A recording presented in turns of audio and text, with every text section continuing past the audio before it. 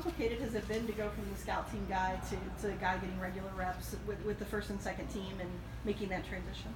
I wouldn't necessarily call it complicated, but it's definitely been a process. And when you're going from doing something like scout team, like you said, and trying to make sure the defense is at full tilt before every Saturday, and then now you're coming in to try to beat those guys. It's definitely cool getting a kind of change of perspective. And now, okay, I have to do this and get the ball to playmakers in order to beat the guys I've been trying to get ready all last season. So it's definitely a different perspective, and I'm enjoying every second of it. How much different is it just to really be in the mix with splitting reps now? Right. How much different is that to be working more hand in hand and in with the team, doing regular reps instead of like redshirt kind of stuff? Yeah, it's great. It's different, but it's awesome. I'm loving every second of it. It feels really good. To try to when you go out there and know, okay, these are my guys, and I got to do everything in my power to make sure we're in the best position to be successful. Whether that's getting the ball to playmakers, making the right read, going through progressions.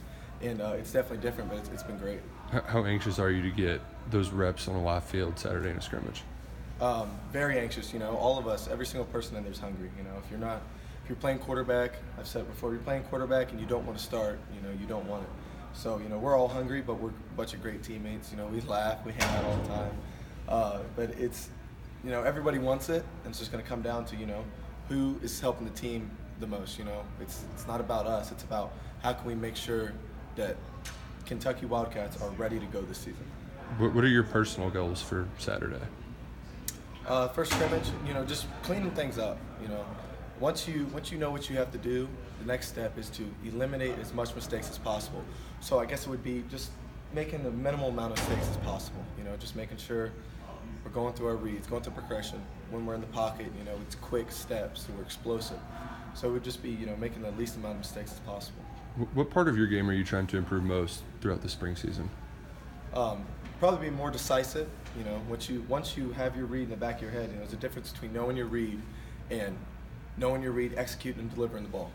So I guess it would be more decisive, and back there, make sure my feet a little more choppier, a little quicker, a little more explosive. I'm working on that. How much more comfortable just are you this year knowing what you found out last year?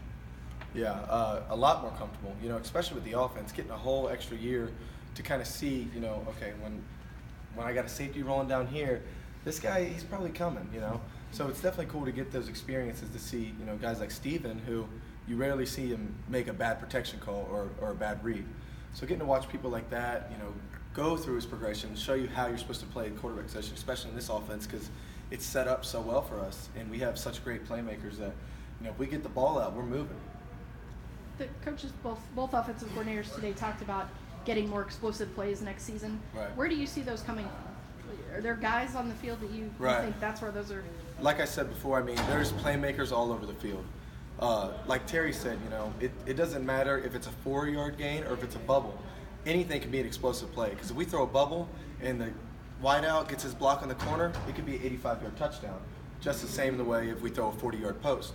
We have playmakers out there, and if we get them the ball, they know what to do. Has being set with a particular group of guys helped you, develop a little bit of a chemistry with a wide receiver or two out there? Yeah, for sure. Going into this, we've been working our butts off in the weight room together, and we're allowed to do some work on our own.